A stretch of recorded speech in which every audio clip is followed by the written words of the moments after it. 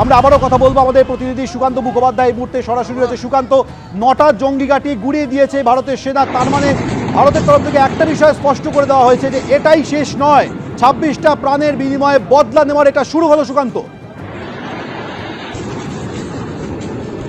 একেবারে দেখো 9টা জায়গা, সেই 9টা যে জঙ্গি সংগঠন সেটাকে গুড়িয়ে দেওয়া হয়েছে, যার মধ্যে একাধিক জঙ্গি সংগঠনের হেডকোয়ার্টার রয়েছে, কোথাও মাদ্রাসা রয়েছে, কোথাও প্রশিক্ষণ কেন্দ্র রয়েছে। যেটা আমরা এই মুহূর্তে জানতে পারছি সরকারি সূত্র অনুসারে যে এই যে 9টা টার্গেট, যার মধ্যে রয়েছে ভাওয়ালপুর, সেখানে 2টি টার্গেটকে কার্যত নেস্তানাবুদ করা হয়েছে। অন্যদিকে মুরিদকে, সেখানে এলইটির হেডকোয়ার্টার রয়েছে। অন্যদিকে মুজাফফরাবাদ, যা কিনা পড়ছে হচ্ছে বারামুলা সেক্টরে, ঠিক পিওকের মধ্যে পড়ছে, এটি এলওসির খুব কাছে।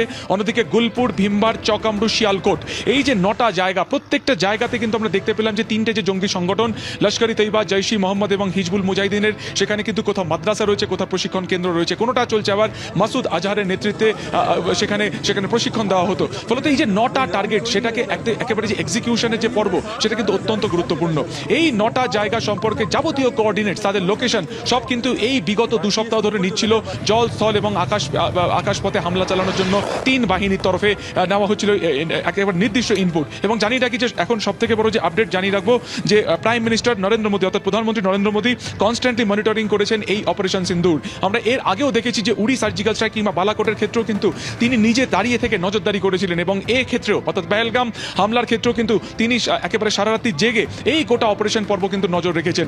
এই যে জৈশ ই মোহাম্মদ, যার একেবারে মাথা বলা যেতে পারে মাসুদ আজহার, আমরা জানি যে এর আগে কান্দাহার যখন হাইজ্যাক হয়েছিল সেই সময় কিন্তু এক্সচেঞ্জ করা হয়েছিল বন্দীদের তরফে, সাধারণ নাগরিককে বা প্যাসেঞ্জারকে হাতে রেখে সেই মাসুদ আজহারকে কিন্তু সেখান থেকে ছাড়ানো হয়। এবং আমরা দেখলাম যে ভারতীয় পার্লামেন্ট অ্যাটাকের ক্ষেত্রেও কিন্তু এর নাম সামনে এসেছে। যে সমস্ত জঙ্গি সংগঠনের নাম সামনে এসেছে, জৈশ ই মোহাম্মদ, লস্কর ই তৈবা কিংবা হিজবুল মুজাহিদিন, ভারতবর্ষে ঘটে যাওয়া একের পর এক যে জঙ্গি হানা, যার মধ্যে 26-11ও রয়েছে, প্রত্যেকটা হানার ক্ষেত্রে কিন্তু এদের একেবারে হাত রয়েছে। ফলত এক লপ্তে এই 3টি জঙ্গি সংগঠনের 9টি ঘাঁটিকে আক্রমণ, বলা যেতে পারে যে দীর্ঘ কয়েক বছরে ভারতের বুকে ঘটে যাওয়া যে জঙ্গি কার্যকলাপ, তাকে মুতোর জবাব, যেটাকে হিন্দিতে বলা যায় যে মুতোর জবাব দেওয়া হলো কিন্তু ভারতবর্ষের তরফে।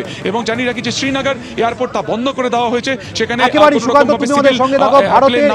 ভয়াবহ বিমান হানার পর, বিধ্বংসী হামলার পর পাকিস্তানে কি চলছে সেটা একবার আপনাকে জানাবো। 48 ঘন্টার জন্য বন্ধ করে দেওয়া হয়েছে লাহোর শিয়ালকোট বিমানবন্দর। ভারতের এই ভয়াবহ প্রত্যাঘাতের পর পাকিস্তানের পাঞ্জাব প্রদেশে এমার্জেন্সি জারি করা হয়েছে। বাওয়ালপুরে মাসুদ আজহারের মাদ্রাসায় এয়ার স্ট্রাইক করা হয়েছে। রাফাল নিয়ে ভারতের ভয়াবহ এয়ার স্ট্রাইক।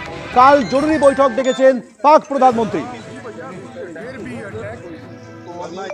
ভারতের এই ভয়াবহ হামলার পর পাকিস্তানে 48 ঘন্টার জন্য বন্ধ করে দেওয়া হয়েছে লাহোর শিয়ালকোট বিমানবন্দর। ভারতের এই ভয়াবহ প্রত্যাঘাতে পাকিস্তানের পাঞ্জাব প্রদেশে এমার্জেন্সি জারি করা হয়েছে। বাওয়ালপুরে মাসুদ আজহারের মাদ্রাসায় এয়ার স্ট্রাইক করা হয়েছে। কাল জরুরি বৈঠক ডেকেছেন পাক প্রধানমন্ত্রী শাহবাজ শরীফ। আপনাদের আরো একবার জানাবো যে ভারতের তরফে যখন স্পষ্ট করে দেওয়া হয়েছিল যে এর মুহূর্তের জবাব দেওয়া হবে, একদিকে যখন স্ট্র্যাটেজি বৈঠক চলছিল, নৌসেনা প্রধানের সঙ্গে বৈঠক হয়, বায়ুসেনা প্রধানের সঙ্গে বৈঠক হয়, 3 সেনার সঙ্গে বৈঠক হয়, সেনাকে পূর্ণ ফ্রিডম দেওয়া হয়েছিল, ওপেন ফ্রিডম দেওয়া হয়েছিল যে ভারতের সেনা হামলা চালাবে কোথায়, কখন, কিভাবে। এবং সেই অনুযায়ী 7ই মে 9টি জঙ্গি ঘাঁটিতে মধ্যরাতে হামলা চালালো ভারতের সেনা। এয়ার স্ট্রাইকের মাধ্যমে রাফাল বিমান ইউজ করে মিসাইল স্ট্রাইক করে 9টি জঙ্গি ঘাঁটি একেবারে গুড়িয়ে দিয়েছে ভারতের সেনা। দেখুন আরো একবার সেই মুহূর্তের ছবি।